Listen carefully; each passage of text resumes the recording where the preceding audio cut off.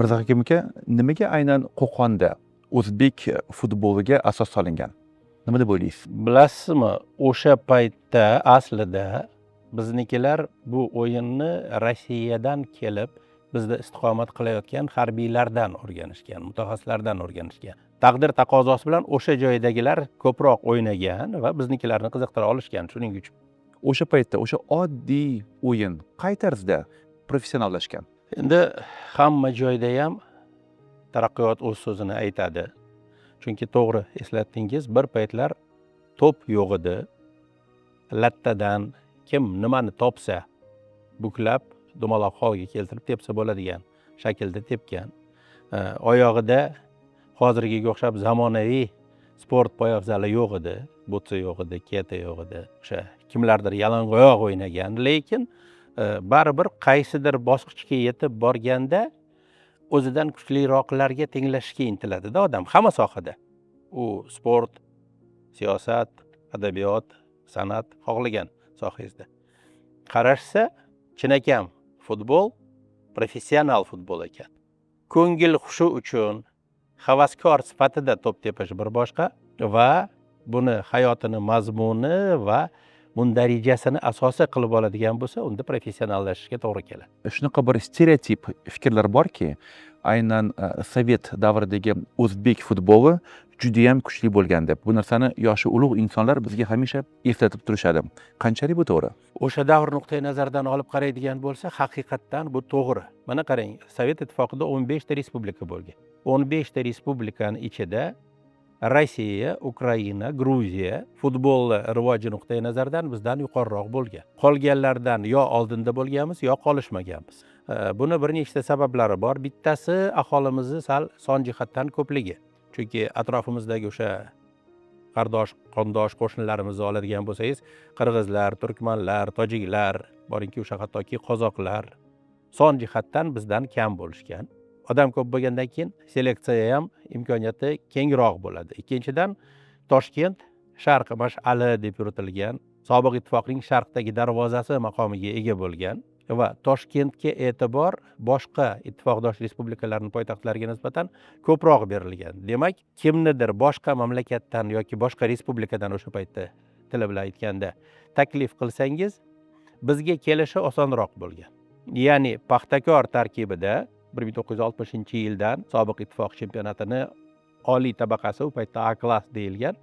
Barcha ittifoqdosh respublikalarga imkoniyat berilgan. Bittadan jamoani marhamat, o'yinga qo'shing, o'ynang, o'zingizni ko'rsating va kuchlilar safida qoling deb. Atrofimizdagilar bu imkoniyatdan foydalana olishmagan, Paxtakor foydalangan. Va Paxtakor tarkibida nafaqat o'zbeklar yoki o'zbekistonliklar, balki bitta, ikkita, uchta, to'rtta boshqa respublikalarni futbolchilari ham bo'lgan. Hozirgi tildagi legionerlar. O'sha kimdir Odessadan, kimdir Vladivostokdan kelib o'ynagan. Yana bir tarafi o'sha Markaziy Osiyoni yetakchi futbolchilari mintaqani yetakchi jamoasiga intilgan. Ya'ni eng zo'r turkman futbolchisi, eng zo'r qirg'iz futbolchisi Paxtakordan taklif olsa, jon deb kelgan. Endi xuddi shu narsani Boltiq bo'yidagilarga nisbatan aytish mumkin. Estoniya, Latviya, Litva aholisi juda kam edi.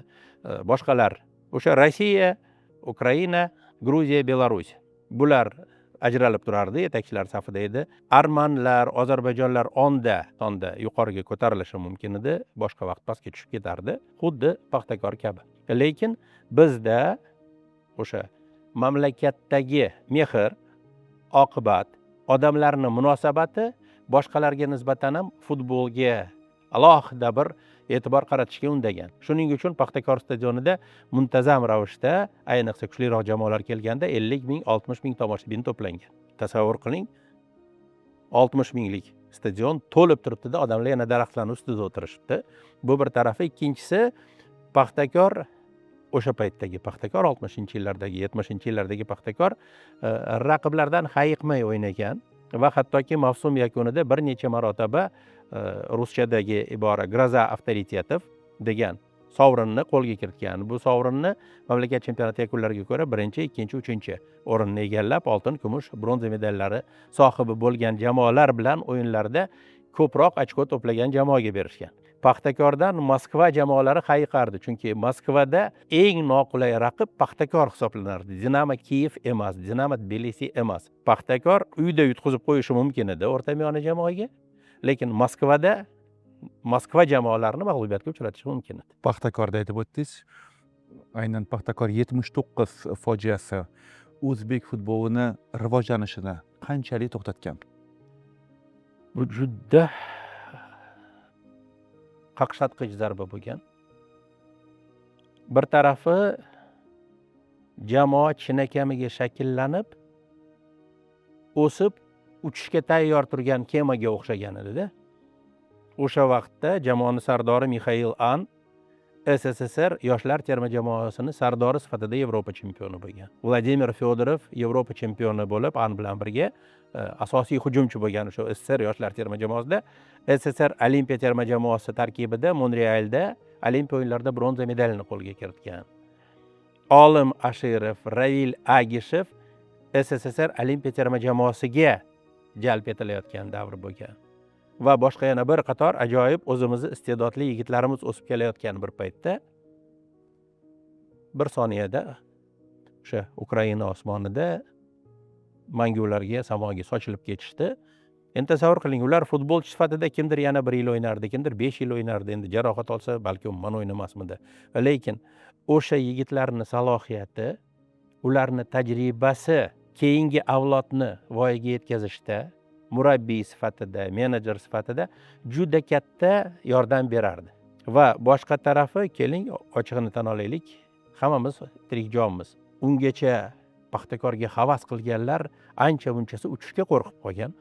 Samolyotga chiqsam, qayergadir uchib borsam, men ham falokatga uchrab o'lib ketmaymanmi deb turibdi. Boshqa tarafi bor. O'sha Paxtakorni qadri, o'sha Paxtakorni obro'si degan narsa, tasavvur qiling, Dinamo Tbilisi kelgan.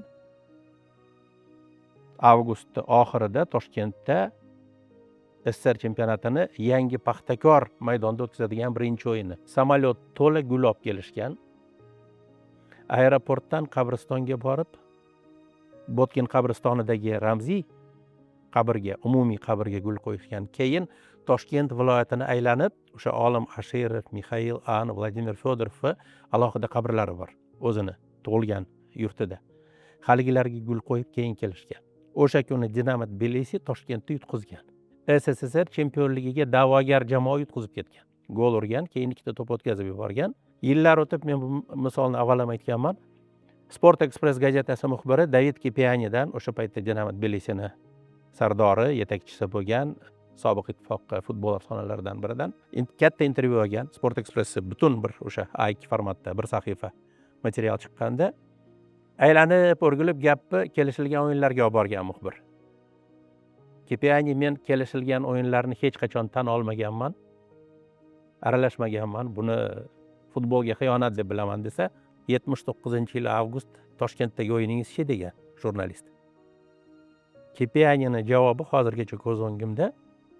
Siz o'sha yigitlarni taniganingizda, bilganingizda, ularni xalq qanaqa yaxshi ko'rganini tushunganingizda bu savolni bermasdingiz. Biz o'shalar haqqi hurmati Paxtakorni yutishimiz mumkin emas edi. Oxiri Dinamoga shu ochko yetishmadi. Gruzinlar chempionlikni shundoq qo'yib yutqizib ketdi. Nimaga? Keyinchalik yillar o'tdi, o'sha Gruziya jurnalistlar uyushmasi vitse-prezidenti Toshkentga tashrif buyurganda gaplashdikda, ular hujjatli film ishlashgan. Gruziya futboli tarixida birinchi chempionlik Paxtakor stadionida rasmiylashtirilgan.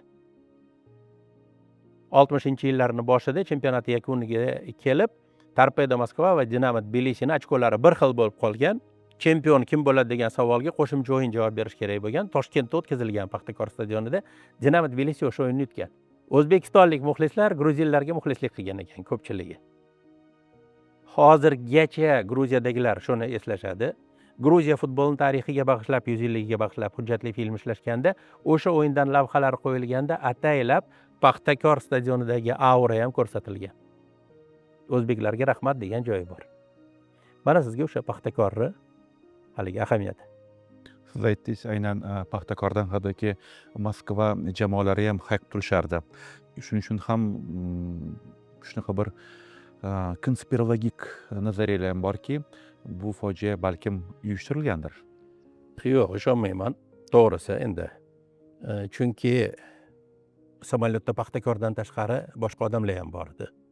Ikkita samolyotni bir-biriga urishtirish o'sha davrdagi har qanday qanaqadir bir xizmat yoki bir qora kuchlarning qo'lidan kelmasdi. Yo'q. Bu tasodif, fojia. 1994-yilda Hirosimada tarixiy g'alabani qo'lga kiritdik va biznikilar chempion bo'lishdi. Lekin nega bu g'alaba davomiy bo'lmadi? Nima deb o'ylaysiz? O'sha paytda bizga nima xalaqit qilgan? Uzr, o'sha Paxtakorni eslasam baribir Bu haligi qiyin-da. Bu haligi kamera uchun emas, baribir chiqadi. 1994-yili Osiyo o'yinlarida O'zbekiston mustaqil mamlakat alohida delegatsiya sifatida ilk marotaba qatnashgan. Saralashdan o'tmaganimiz uchun yangi tashkil topgan sobiq ittifoq tarkibida bo'lgan respublikalarning har bittasiga 100 tadan kvota bergan Osiyo Olimpiya Kengashi. Xohlagan sport turidan xohlagancha sportchi olib borish mumkin edi. Futbol ro'yxatiga 17 ta futbolchi kiritilardi. Endi tasavvur qiling, 100 ta odamni 17 tasini futbolga berilsa, bu 17 ta yakka turdagi imkoniyatni cheklanishi edi-da. Haligi kurashchi, og'ir atletikachi, bokschi, o'q otuvchi, yana kimdir bo'lsa, yengil atletikachi, suzuvchi, eshkak eshuvchi. Bitta o'zi medal olsa, terma jamoani jamg'armasiga medal qo'shilardi. Futbol medal oladimi yo'qmi, hech kimda ishonch bo'lmagan. Osiyo o'yinlaridan avval, chunki u paytda Osiyo o'yinlarida jamoalar eng kuchli tarkibi bilan ishtirok etishiga ruxsat berilgan. Hozir 23 yoshgacha futbolchilar va 3 ta yoshi kattani qo'shish mumkin. Hozir cheklab qo'yilgan. U paytda haqiqiy terma jamoa qatnashardi. Bizda oxiri rahbariyatni ishontirishgan, ko'ndirishgan, Hirosimaga borsak, uyaltirmasligimizga. Hozirgacha yoshlarga aytsangiz ishonmaydi. Terma jamoa ketish arafasida bir komplekt forma bilan ketgan. Tasavvur qiling, bitta ko'k libos bo'lgan xolos. Tasavvur qilish qiyin. O'yindan keyin raqiblar kelib futbolka almashamiz desa, yo'q, kechirasan, bizda futbolka almashmaydi deyishgan. Chunki futbolkasini berib yuborsa, ertaga o'yinga tusha olmaydi-da, o'sha futbolka yo'q. Endi raqiblarimiz Saudiya Arabistoni 1994-yil Amerikada o'tgan jahon chempionati ishtirokchisi. Janubiy Koreya, Yaponiya mezbon va Osiyo futbolining shu paytdagi yetakchisi. Qolganlar mayli o'z yo'liga. Shohsupaga ko'tarilishga 3 ta da'vogar turibdi-da. Biz medal berishimizga ko'pchilik rostdan ishonmagan. Endi amalda nima bo'ldi? Birinchi o'yin Saudiya Arabistoni bilan uchrashuv. Saudiyaliklar o'yinni boshidan maydonga bizni ozgina mensimasdan tushishdi. Qayoqdagi O'zbekiston kelib ro'parada chiqib turibdi-da, u qaysi mamlakat, qayoqda o'zi hech kim bilmaydi. Bir marta hujum qilishdi, 2 marta hujum qilishdi, darvozabonimiz qaytardi, himoyachilar ishonchli o'ynashdi. Biz hujum qilib bordik, Sergey Lebedev gol urdi. Buni raqiblar tasodif deb o'ylashdi, yana hujumga zo'r berishdi. Biz qarshi hujum qilib yana gol urdik. Xullas, kechirasiz, O'zbekiston bu siz o'ylaganchalik ikkinchi darajali jamoa emas dedik-da. Keyingi uchrashuvlarning hammasini endi hozir bitta sanasam vaqt ketib qoladi-yu. 7 ta uchrashuvda 7 ta g'alaba. Eng muhimi, guruhdagi 4 ta uchrashuvda zafar quchdik. Boshqa guruhdan chiqib kelgan qo'shnimiz Turkmanistonni chorak finalda yengdik 3-0. Qur'a bizga yordam berdi. Buni ham tan olaylik. Yana bitta chorak finalda Yaponiya va Koreya bir-biriga ro'paro keldi. Yaponiya mezbon Janubiy Koreyaga yutqazib qo'ydi edi. Yarim final O'zbekiston, Janubiy Koreya. Hirosimadagi o'sha stadion, Osiyo o'yinlari o'tgan arena, bosh arenada bo'lganmiz. Butun stadion agar bir 100 ta 200 ta koreyalikni hisobga olmasa, O'zbekistonga muxlislik qildi. Chunki koreyslar yaponlarni yutgandi chorak finalda. Biz himoyalandik, Yuriy Sheykin himoyachilar o'ta xavfli vaziyatlarda darvozani daxlsizligini saqlab qolishdi va raqib darvozasi tomon bergan bo'lsak 3 ta, maksimum 4 ta zarba berdik. O'shalardan bittasi Azamat Abduraimovniki edi. Maydon markaziga yaqin joyda to'pni oldi, ozgina o'ziga o'ngladi. Uzoqdan tepdi. Shuhrat Maqsudov hozirgacha aytadi, men qanotda ochilgandim, to'pni menga bermaganiga jahlim chiqib darvozaga ham qaramay, "Azamat, to'pni menga bersang bo'lardi-ku" deb baqirsam, hamma bir-birini quchoqlab yuribdi. Gol bo'lgandan keyin tushunganman deydi Shuhrat Maqsudov. Darvozabondan Koreyaga qaytib borgandan keyin so'rashibdi, "Nimaga uzoqdan tepilgan to'pni o'tkazib yubordingiz?" desa, "To'pni ushlamay turib hali kimga otsam hujumni tezroq boshlaymiz deb o'ylayotgandim." Oldida shundoq to'p sho'ng'igan, darvozaga kirib ketgan. O'sha gol yagonaligicha qolgan. Azamat Abduraimov chorak final, yarim final, finalda gol urgan yagona futbolchiga aylangan. Osiyo o'yinlari play-offlari tarixida play-offga hamma uchrashuvda gol urgan o'zbek Azamat Abduraimov bo'ladi. Finalda Xitoyni 4-2 hisobida yengdik va oltin medallarimiz jami 13 ta bo'ldi. Final Osiyo o'yinlarining tantanali yopilish marosimidan avval o'tkazilgan, o'sha stadionda hamma ko'rgan. Hali yopilishga kelganlar avval futbol finalini ko'rgan. O'zbekiston Xitoy yengdi-da. Endi tasavvur qiling, Xitoy o'sha Osiyo o'yinlarida 100 ta oltin medal olgan. Bizniki 13-si. Oradan bir hafta o'tib, Xitoyga davlat tashrifi, O'zbekiston Respublikasining birinchi prezidenti Xitoyga borganda mezbon, endi mehmonni kutib olganda unga yoqadigan iborani ishlatadi-ku, baribir bu diplomatiya har qanday vaziyatda ham. Bilasizmi, biznikilar Hirosimada qo'lga kiritgan 100 ta oltin medalni hammasini futboldagi bitta oltiningizga jon deb almashtirardi. Chunki o'sha oltinni qo'lga kiritganingizni butun dunyo ko'rdi. Mana sizga futbolning ahamiyati va qaysidir ma'noda o'sha g'alaba bizga muvaffaqiyat keltirdi, quvontirdi, qayerdadir zararimizga ham ishladi. Biz o'zimizcha avval bizga qanday munosabatda bo'lishgan deb aytdik-ku, hali ozgina mensitishmadi deb. Endi boshqalarni biz mensimaslikka o'tdik. Biz kim? Osiyoning eng zo'r jamoasimiz. Afro-Osiyo Kubogida Nigeriya bilan o'ynadik, ikkala uchrashuv bittadan to'p farq bilan yutqazdik, Toshkentda va Nigeriyada. Keyin Osiyo Kubogi saralashida kutilmaganda Tojikistonda saralash birinchi o'yinida 0-4 hisobida tormor keltirildik va javob uchrashuvini uyda 5-0 yutib Osiyo Kubogiga chiqdik. Birlashgan Arab Amirliklarida biz chempionlikka da'vogar sanalgan edik, guruhdan chiqa olmadik. 2005-2016 yillarda jahon chempionatiga chiqishimizga sal qolishiga sal qolgan. Ba'zida bir ball yetmagan, ba'zida bir gol yetmagan. Nima deb o'ylaysiz, o'sha paytda o'zbek futboliga nima yetishmagandi? Omad. Faqat omad. Omad. Keling endi rostini aytaylik, hamma ham yaxshi niyat bilan chiqadi maydonga. Jahon chempionatiga borishni hamma xohlaydi-da. Albatta. O'sha 2005-yil 2006-yilgi Germaniyadagi jahon chempionati oldidan saralash uchrashuvi biz Bahrayn bilan o'ynayapmiz. Bahraynni mag'lubiyatga uchratsak, keyin qit'alararo play-offda Trinidad va Tobagoga ro'paro kelamiz. Yutsak, jahon chempionatiga boramiz. Birinchi uchrashuv Paxtakor stadionida boshlandi. O'zim sharqdaman. Gol urdik. Hammasi yaxshi ketyapti. Penalti. Penaltidan keyin birdaniga yapon hakam bizni golimizni inobatga olmasdan erkin zarba qo'yib berdi, ular tepadi deb. Nimaga? Shaxsan o'zim futbol qoidalarini juda yaxshi o'zlashtirganman, o'rganganman. Nimaga bekor qilganini tushunganim yo'q. Efirda aytganman, tushunmadim deb keyin FIFAga biznikilar shikoyat yozishganda o'yin qayta o'tkazilishi haqida qaror qabul qilingan. Endi xuddi shunga o'xshash voqea dunyo futbolida keyinchalik 3 marta ro'y bergan. Hammasida o'yin kelgan joyidan o'sha penaltidan davom ettiriladi deb qaror qabul qilingan. Bizda 0-0 dan boshlaysizlar deyishgan. Tasavvur qiling, 38-daqiqa O'zbekiston 1-0 yutyapti, penaltini boshqatdan tepyapmiz. Qo'shimchasiga darvozaga kirib ketayotgan to'pni qo'li bilan qaytargan himoyachiga aslida o'sha hakam qizil ko'rsatish kerak edi. Ular bir kishi kam bo'lib qolsa, biz haligi birinchi taymni qolgan 7 daqiqasida va ikkinchi taymda yana 2 ta, 3 ta, 4 ta, xudo biladi nechta gol urardik-da, yirik hisobda g'alaba qozonib, mehmonga dadil borardik. Shu narsa bo'lmagan.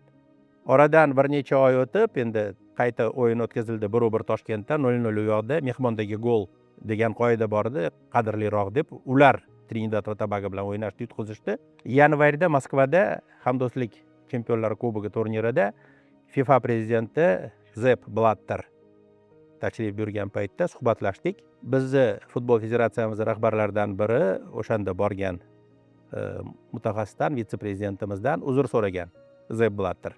hakamni xatosi uchun dunyo futboli jamoatchiligi nomidan men uzr so'rayman deb.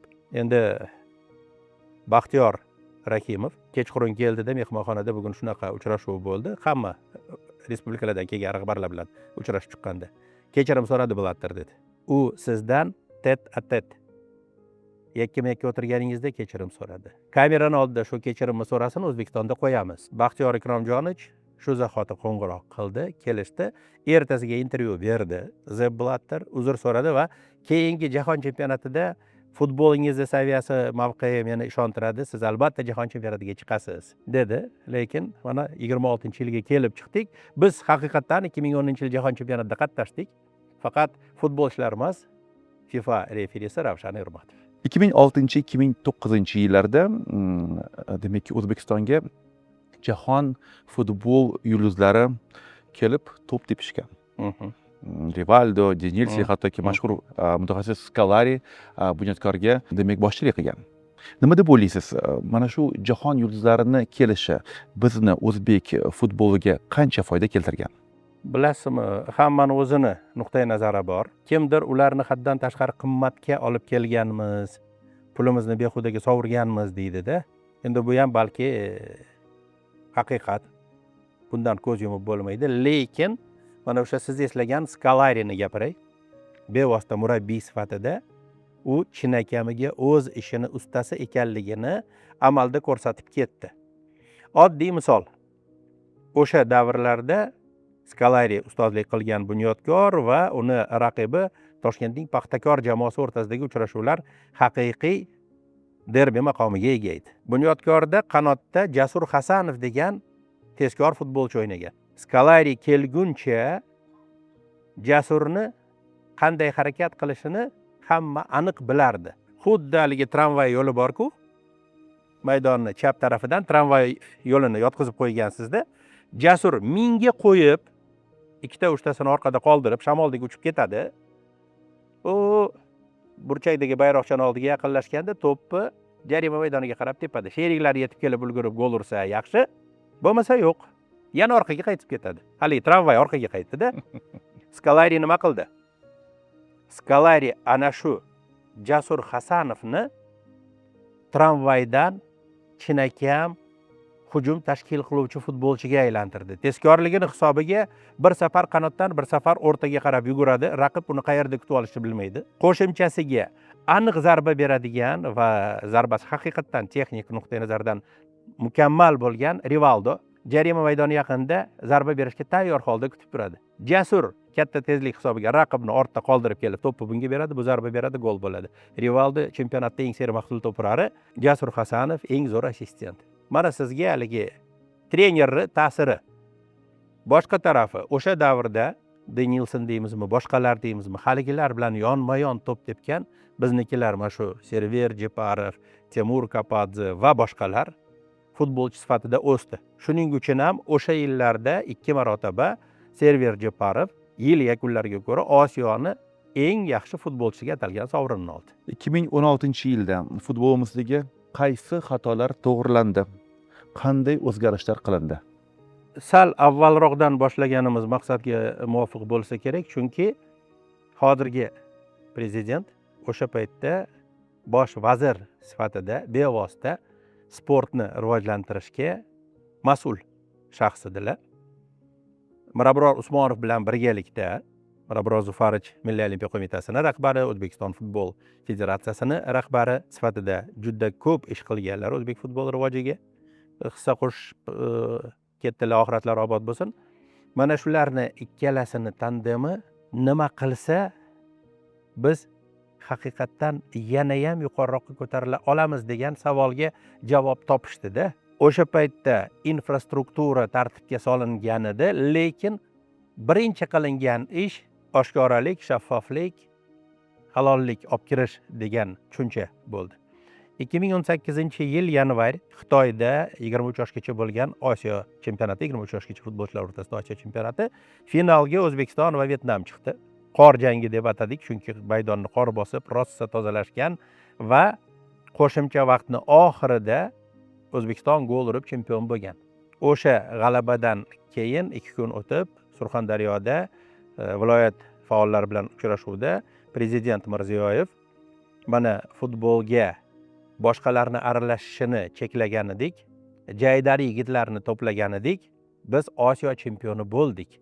Ketidan avvallari biz jahon chempionatiga chiqsak, do'ppimizni osmonga otardik-da, endi 4 taning ichiga kirsak, Osiyoda jahon chempionatiga chiqardik. U bronza medal olishimiz ham shart emas edi. Yarim finalga chiqib qo'ydik, biz zo'rmiz derdik. Endi nima bo'ldi? Endi biz farqi yo'q, u 23 yoshgacha bo'ladimi, 20 yoshgacha bo'ladimi, 17 yoshgacha bo'ladimi futbolchilar, farqi yo'q. Biz O'zbekiston finalga borishini kutadigan bo'ldik. Boshqalar ham shunga ko'nikdi. 20 yoshlilarimiz Osiyo chempioni bo'ldi. 23 yoshlilarimiz ketma-ket 2 marta 23 yoshlilar o'rtasida, o'sha tengdoshlar o'rtasida Osiyo chempionati finaliga chiqdi. Olimpiada yo'llanmasini qo'lga kiritdik va jahon chempionati yo'llanmasiga ega bo'ldik.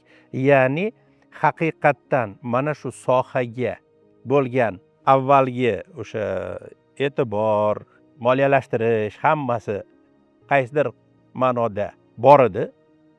Mehr, talabchanlik joy-joyiga qo'yildida, biz endi bemalol xohlagan yoshdagi turnirda yigitlarimiz hali yarim finalga bormay qolsa, bu qanaqasi deydigan bo'ldik. Osiyoda 50 ta mamlakat bor. Biz kamida yarim finalda bo'lishimiz kerak deyapmiz. Bo'lmasa finalga chiqishimiz kerak, medal olishimiz kerak. Bizdan boshqalar ham xohlaydi. Olimpiada masalasida aytib o'tdingiz. 2024-yil Parij Olimpiadasiga yo'llanmani qaysi omillar hisobiga qo'lga kiritdik? Nima deb o'ylaysiz? Birinchisi, markazlashgan holda tayyorgarlikni yo'lga qo'yib va nihoyat natijaga erishdik. Olimpik jamoasi ta'sis qilindi.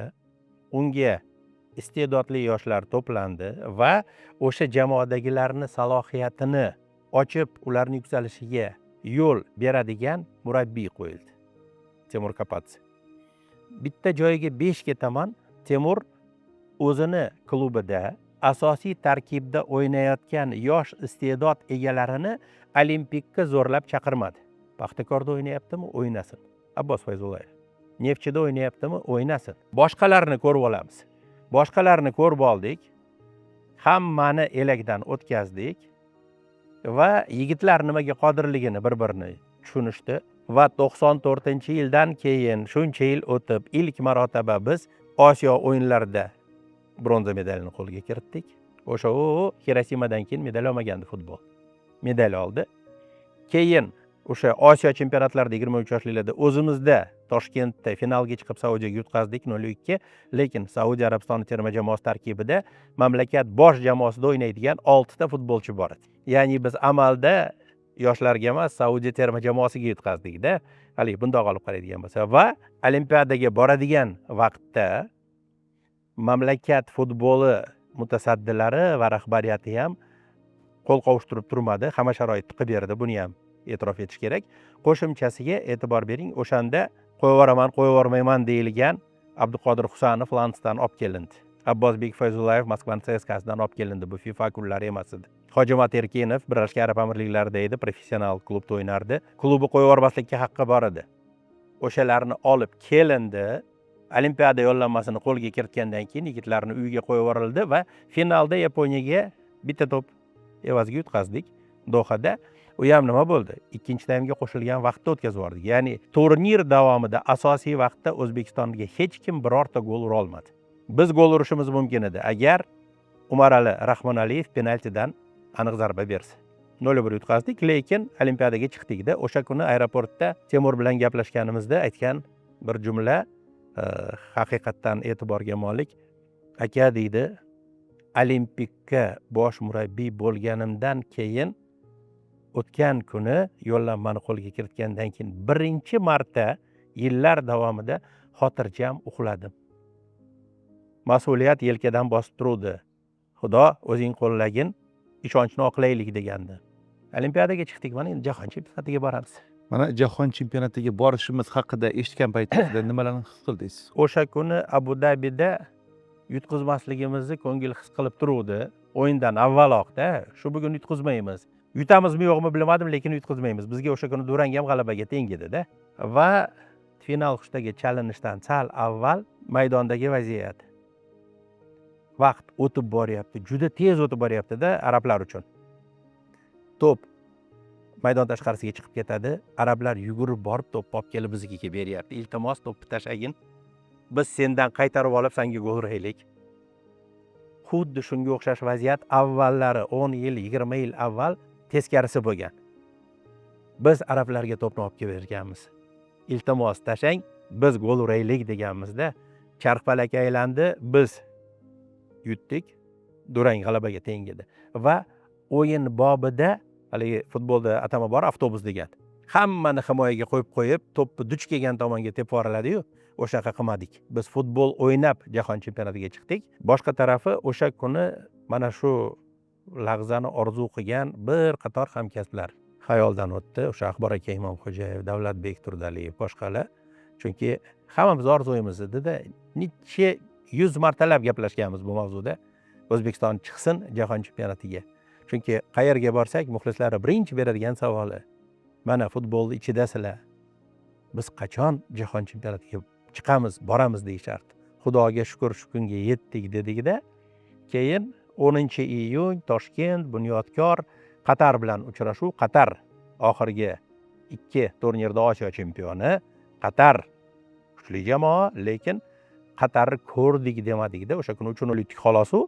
Yana bir 5 ta 6 ta gol urishimiz mumkin edi. Mana sizga haligi futbolni yuksalishi va ishni to'g'ri tashkil qilsangiz meva berishi. Skeptiklarning fikriga qaraganda bu muvaffaqiyat faqatgina kvotalarni oshirilganligi hisobiga kelgan. Sizning fikringiz? Qo'shilmayman. Oddiy misol, avvallari to'g'ri. Agar 8 ta bo'lganda biz ancha avval chiqardik. Bunga haligi rozi bo'lish mumkin, lekin bu safargi siklda Eron bilan o'yinlarimizni eslang.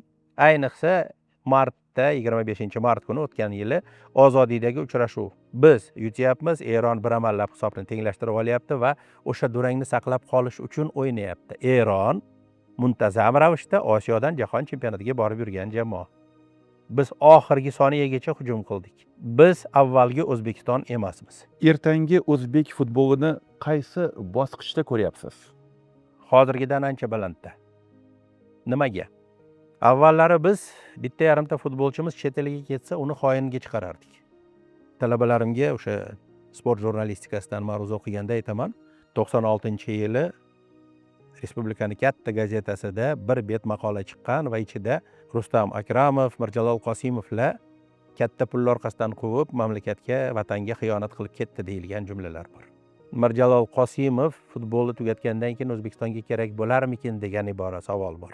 O'zbeklar kunini ko'rib oladi degan jumla borda. O'shanda tasavvur qiling, bitta futbolchingiz chetga chiqsa, haligini xiyonatkorga aylantirganmizda. Mana endi bugun Abduqodir Husanov avval Fransiyada, endi Angliya Premyer Ligasida chempionlikka da'vogar jamoada yetakchi himoyachiga aylandi. Va uni misolida o'zbeklarga e'tibor kuchaydi.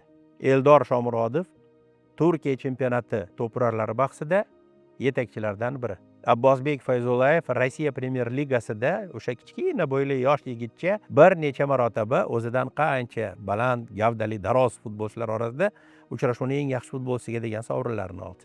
Hammani sevimli futbolchisiga aylandi. Abbosni yaxshi ko'rishdi. Va e'tibor bering, bugungi kunda endi O'zbekiston futbolida o'sib kelayotgan yangi yulduzchalarga butun dunyo jamoatchiligi e'tibor bilan qarab turibdi. Yodingizda bo'lsa, 25-yil aprelida Saudiya Arabistonida 17 yoshlilar o'rtasida Osiyo chempionati bo'ldi. Finalga chiqdik. Mezbonlar bilan finalda o'ynayapmiz. Hakam avval bitta, keyin ikkinchi futbolchimizni qizil kartochka ko'rsatib maydondan chetlatdi. 9 kishi qoldik, ular 11 kishi. 9 kishi qolgan jamoa himoyaga yotib oladida, to'pni duch kelgan tomonga tepadi. Biznikilar nima qildi? Borib penalti ishladi, gol urdi. Sadriddin Hasanov darvozabon tashlab bergan to'pni maydon markazida qabul qilib oldi. Qanotdan yorib o'tdi, himoyachilarni aldadi, to'pni darvozabon oyoq orasidan o'tkazib to'rga joylab qo'ydi. Buni butun dunyo qayta ko'rdi, ijtimoiy tarmoqlar orqali hamda. Mana endi shu yigitni Portugaliya taklif qilyapti. Shularga o'xshaganlar ko'payadi va ertaga O'zbekiston terma jamoasi tarkibiga kirish uchun raqobat kuchayadi. Demak, mamlakat terma jamoasi keyingi safar jahon chempionatiga chiqishda hozirgiga o'xshab hammani xavotirga solib o'tirmaydi-da. Dadil o'ynaydi, xohlagan jamoani yutadi. Xudo xohlasa. Tarix agarda so'zini bilmaydi. To'g'ri. Lekin Sizga gipotetik savol bermoqchiman.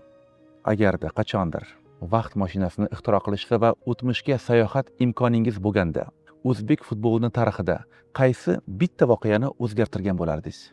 1979-yil 11-avgust kuni samolyot boshqasiga urilmasdi. Nima uchun o'zbek xalqi futbolni juda ham yaxshi ko'radi? Chunki xalqimiz chinakam kurashni yaxshi ko'radi. Futbol maydonida kurashni hamma tomondan namoyish qila oladi. Bu nafaqat yakkama-yakka kurash, yelkama-yelka bir-birini turtib yuborish, tezkorlik, to'pni o'ziga bo'ysundirish, raqibni dog'da qoldirish, fikrlash, pastdan yuqoridan to'pni o'ziga bo'ysundirish, raqibni lol qoldirish va eng muhimi g'alaba qozonish. O'zbek futbolini bitta so'z yoki bitta ibora bilan tasvirlab bersangiz. Mehr.